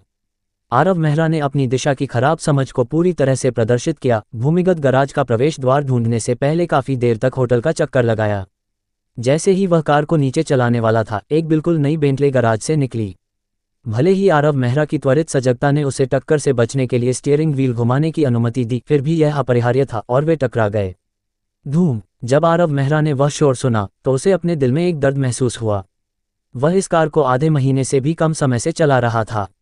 हालांकि इसका शरीर विशेष रूप से 100 किलोमीटर प्रति घंटे की गति से पहाड़ से टकराने पर भी क्षतिग्रस्त न होने के लिए बनाया गया था, लेकिन इसका मतलब यह नहीं था कि कार को चोट नहीं लगेगी। क्या तुम ठीक हो, सिस्टर पूजा? आरव मेहरा ने पूजा कपूर की जांच करने के लिए अपना सिर घुमाया। मैं ठीक हूं। अचानक ब्रेक लगाने से उसका होंठ थोड़ा कट गया था, लेकिन सौभाग्य से यह कोई गंभीर बात नहीं थी। कौन नरक की तरह ड्राइव करता है? आरव मेहरा कार से बाहर निकला, उसका चेहरा एक खतरनाक चमक लिए हुए था। वे धीरे और सावधानी से गाड़ी चला रहे थे, किसी भी यातायात नियम को तोड़े बिना, जबकि बेंटले स्पष्ट रूप से गलती पर थी। इस बिंदु पर बेंटले का मालिक भी अपनी कार से बाहर निकला। एक युवा पुरुष और महिला, शायद एक जोड़ा। पुरुष आकस्मिक पोशाक में था, बेसबॉल टोपी पहने हुए था और उसकी गर्दन के चारों ओर एक चांदी की चेन थी। उसके बाल धूसर रंग में रंगे हुए थे। यदि किसी को उसका वर्णन करने के लिए कोई शब्द ढूंढना होता तो गैर मुख्यधारा सबसे उपयुक्त हो सकता था। युवा महिला काफी आकर्षक थी, लेकिन उसके बारे में दिखावे की एक व्यापक हवा थी, जिससे पहली नज़र में एक अप्रिय प्रभाव पड़ता था। अरे, तुमने ये कैसे चलाया? आरव मेहरा के कुछ कहने से पहले ही युवक ने उस पर आरोप लगाया। आरव मेहरा ने उसकी ओर देखा भी नहीं, चुपचाप अपनी कार के किनारे पर चला गया। उसके समय पर पैंतरेबाजी के कारण कारें केवल एक दूसरे को छू गईं, फिर भी सामने की रोशनी के पास एक लंबी खरोंच थी। सौभाग्य से, क्योंकि कार की सामग्री मजबूत थी, इसे केवल कुछ मामूली विरूपण का सामना करना पड़ा, हालांकि इसे कुछ मरम्मत की आवश्यकता होगी। दूसरी ओर बेंटले लगभग पूरी तरह से मलबे में तब्दील हो गई थी। जहां वह टकराई थी, सामने की रोशनी टूटी हुई थी।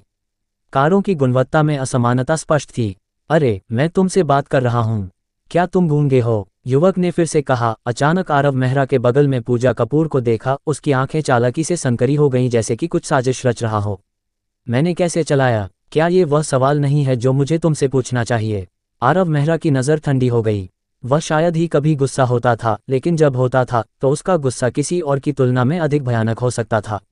जब तुमने मेरी कार को ऐसा बना दिया तो तुमने मुझसे पूछने की हिम्मत की। युवक ने एक बदमाश भाव पहना हुआ था। आरव मेहरा तुरंत हंसा। दुनिया में अभी भी सच्चाई को तोड़ने पर इतना तुला हुआ कोई कैसे हो सकता है। पार्किंग स्थल के अंदर की गति 5 किलोमीटर प्रति घंटे से अधिक नहीं होनी चाहिए। तुम उससे कहीं अधिक गति से जा रहे थे, न केवल 5 बल्कि 50 किलोमीटर से कहीं अधिक। और तुम पहले दूसरों पर आरोप लगाते हो। आरव मेहरा ने ठंडे स्वर में कहा। सिस्टर पूजा, इस तरह के नुकसान की मरम्मत लागत कितनी होगी, ये पता लगाने में मेरी मदद करें। हालांकि कार निर्माता उसके अपने परिवार का व्यवसाय था, आरव मेहरा इस आदमी को आसानी से जाने नहीं देने वाला था। पूजा कपूर ने तुरंत तस्वीरें लीं और उन्हें कारखाने के प्रभारी व्यक्ति को भेज दिया। प्रतिक्रिया आने में ज़्यादा समय नहीं लगा। युवा मालिक, कारखाने का कहना है कि मरम्मत की लागत लगभग 1.28 मिलियन है। पूजा कपूर ने कहा, ओह ठीक है, अमेरिकी डॉलर में। क्या तुमने सुना, मरम्मत के लिए 1.28 मिलियन डॉलर भुगतान करो। आरव मेहरा ने आलस्य से कहा, इस घटिया कार की मरम्मत के लिए 1.28 मिलियन डॉलर वसूल रहे हो? क्या ये जबरन वसूली है? युवक ने तुरंत एक धमकी भरा चेहरा दिखाया। घटिया कार, ये सामान्य बात है अगर तुमने अपोलो के सन गॉड कस्टम संस्करण के बारे में नहीं सुना है। आरव मेहरा जानता था कि उसे मरम्मत का पैसा मिलने की संभावना नहीं है, लेकिन पार्टी कई और घंटों तक चली और उसके पास इस अमीर बच्चे के साथ खेलने का समय था। इस कार को बनाने में 12 मिलियन डॉलर से अधिक खर्च हुए। क्या मरम्मत के लिए 1.28 मिलियन बहुत अधिक है? कीमत सुनकर युवक को एहसास हुआ कि वह एक कठिन अखरोट से टकरा गया है। उसका नाम मेहुल था और उसके पिता हार्दिक, सोनी, देश की सबसे बड़ी मनोरंजन कंपनियों में से एक के शेयरधारक थे। इस स्थिति ने उसे इंडिया के मनोरंजन जगत में लगभग दबदबा बना दिया। फिर भी हार्दिक ने भी कभी इतनी मूल्यवान स्पोर्ट्स कार नहीं चलाई थी। क्या ये भी किसी बड़े शॉर्ट सर्कल सदस्य का बेटा है? मेहुल ने इस चेहरे के लिए अपनी याददाश्त को खंगालने की कोशिश की।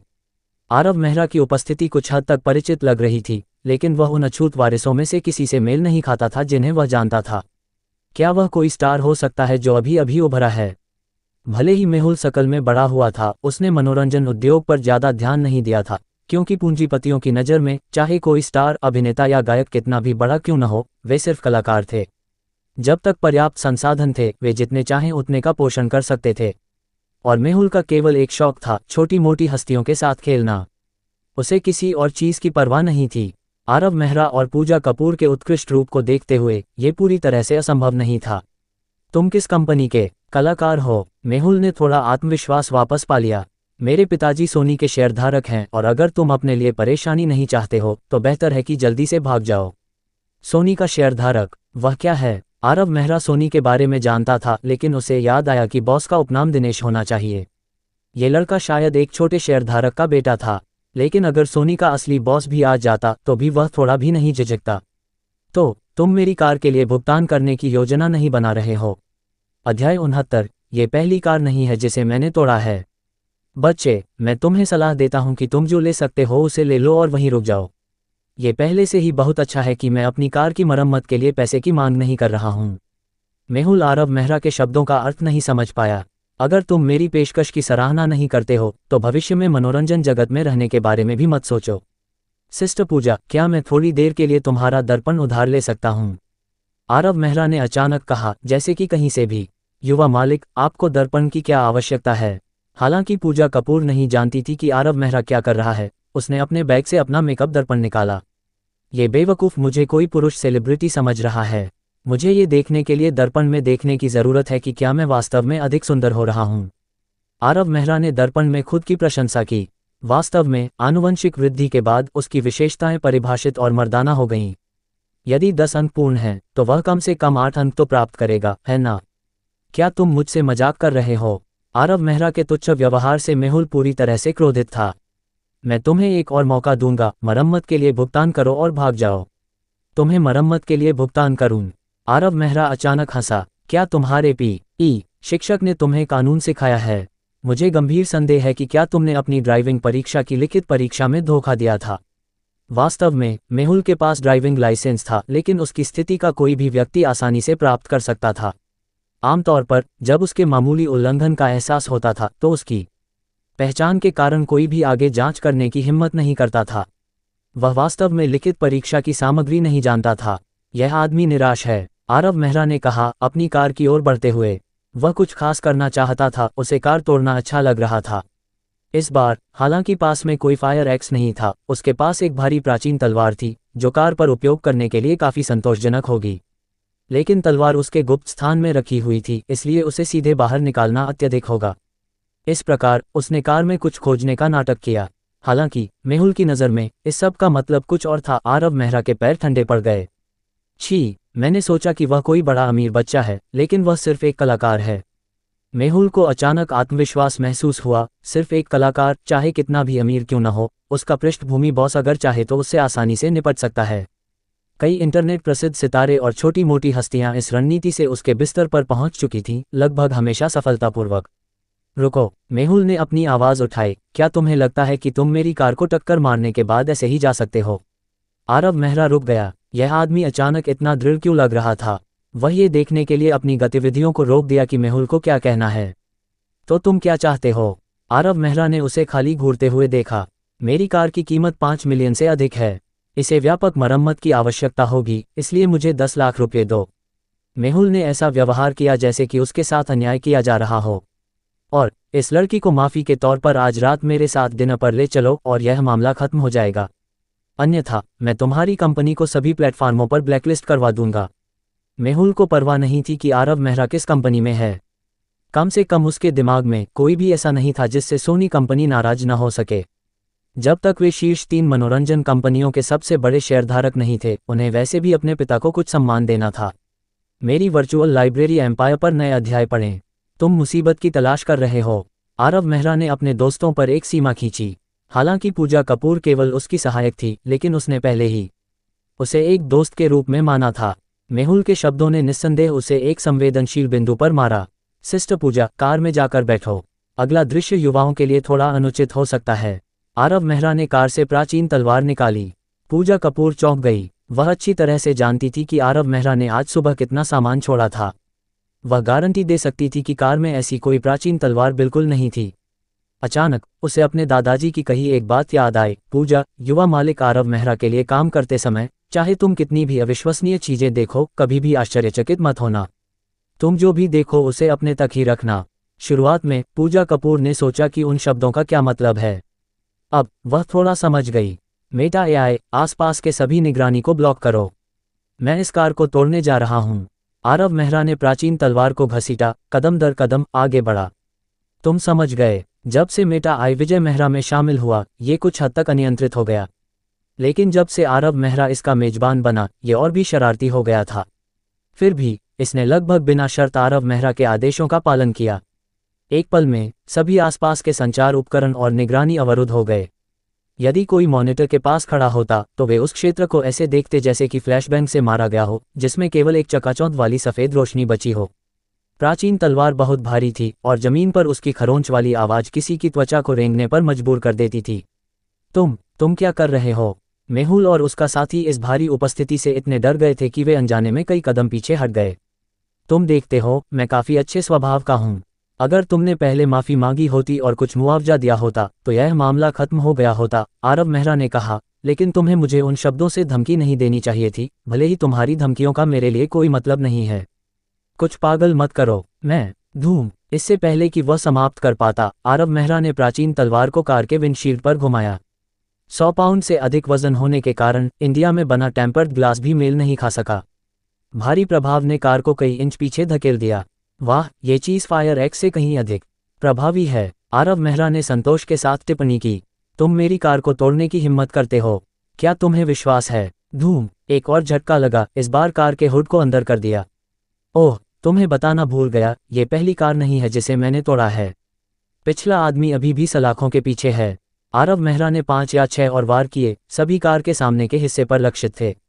एक बाहरी व्यक्ति के लिए यह ऐसा लग सकता था जैसे किसी गंभीर कार दुर्घटना ने वाहन को विकृत कर दिया हो।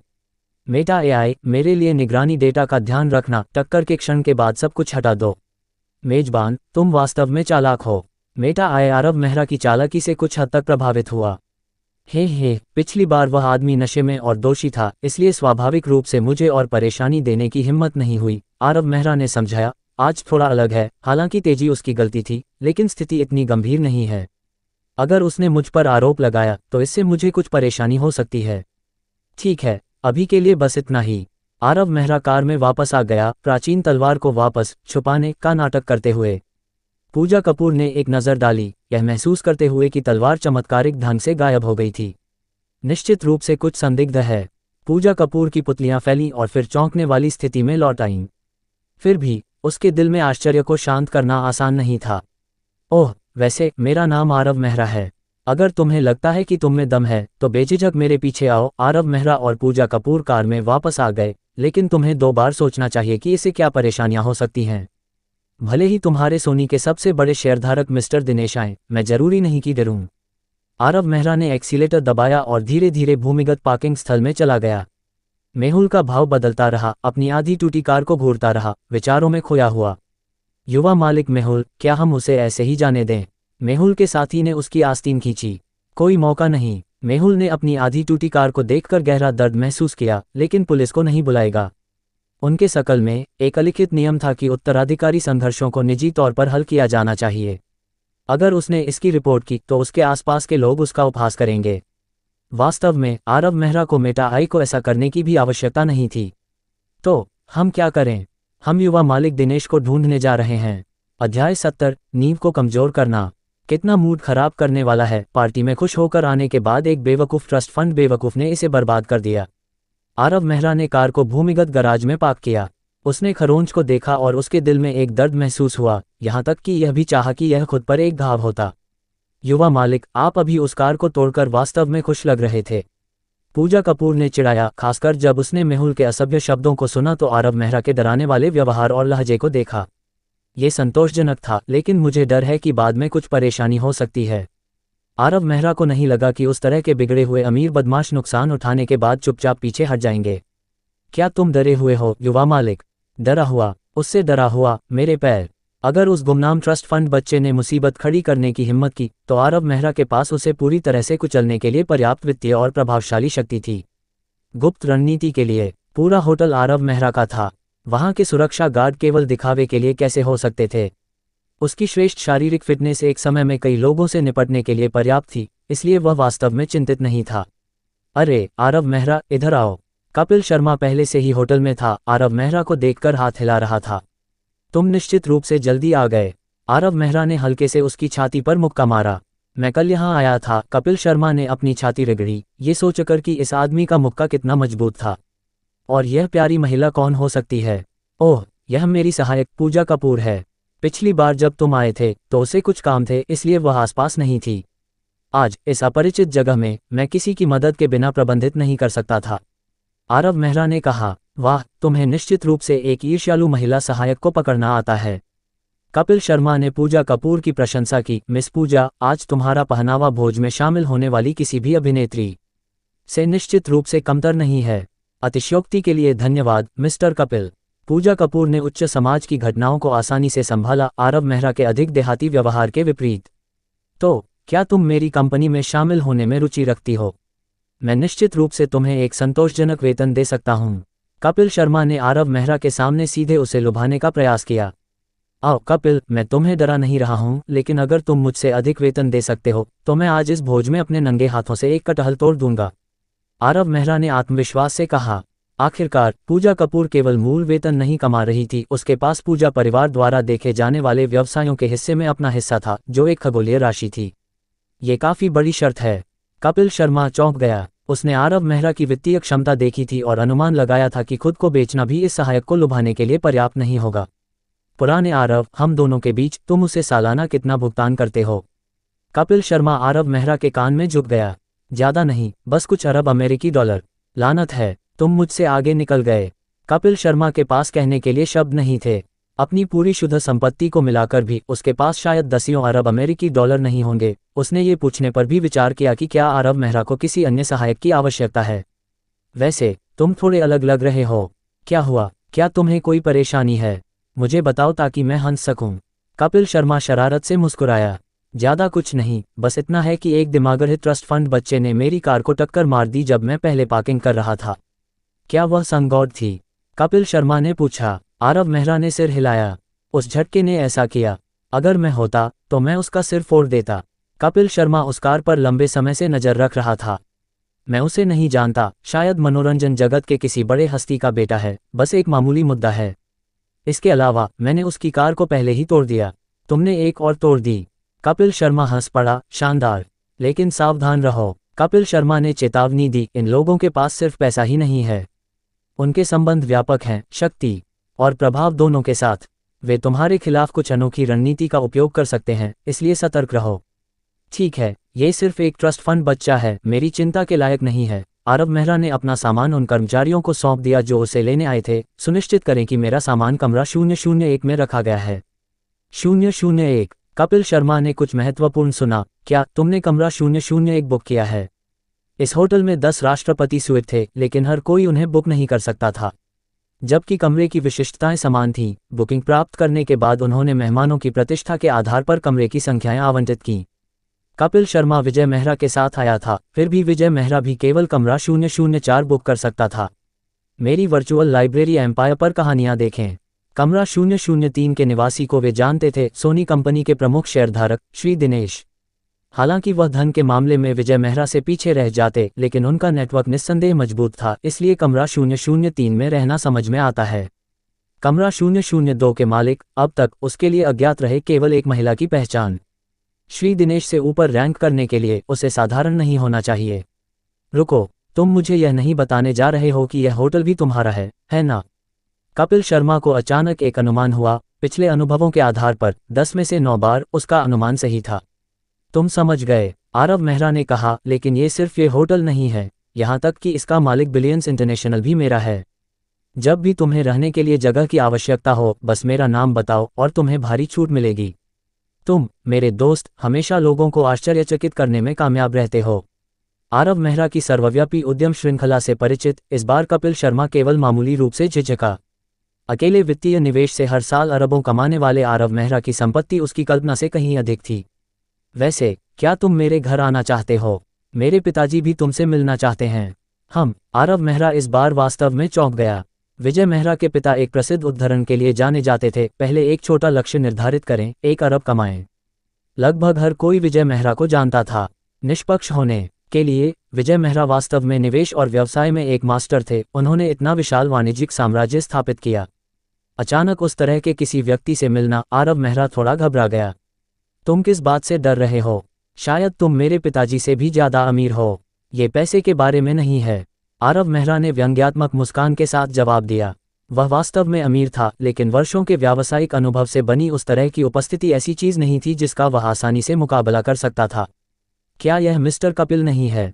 जैसे ही आरव मेहरा विजय मेहरा से मिलने के बारे में हिचकिचा रहा था, लगभग 27 या 28 साल का एक युवक वहां आ गया। उसके बगल में एक ऐसा व्यक्ति खड़ा था जिससे आरव मेहरा बहुत परिचित था, वही ट्रस्ट फंड बच्चा जिसकी उसने अभी कार तोड़ी थी। पहले मेहुल बहुत ऊंचा और शक्तिशाली था, लेकिन अब वह इस युवक के पीछे सम्मानपूर्वक खड़ा था, जिसका अर्थ है कि इस युवक की पहचान साधारण से बहुत दूर थी। दिनेश, बहुत समय बाद मिले। कपिल शर्मा ने उससे हाथ मिलाया। दिनेश, सोनी के बॉस दिनेश लिंग्यू का एकमात्र बेटा, मनोरंजन उद्योग का युवराज था। मेहुल केवल एक शेयरधारक का बेटा था, स्वाभाविक रूप से उससे हीन स्थिति में। निजी तौर पर कपिल शर्मा का दिनेश के साथ संबंध काफी अच्छा था। वे दोनों और यानजिंग के उस बड़े शॉट के बेटे मिस्टर अमृत के बेटे को इंडिया के 3 प्रमुख अमीर बच्चों का उपनाम दिया गया था। हालांकि यहाँ अमीर बच्चे कहे जाने का मतलब अपमानजनक नहीं था। जबकि उन्होंने पारिवारिक संसाधनों का लाभ उठाया, उन्होंने वास्तव में उत्कृष्ट प्रदर्शन भी किया, उन आलसी अमीर बच्चों के विपरीत जो कुछ नहीं करते हैं। जिस क्षण मेहुल ने आरव मेहरा को देखा, उसकी आंखें लाल हो गईं। उसने दिनेश के कान में कुछ शब्द फुसफुसाए और दिनेश के चेहरे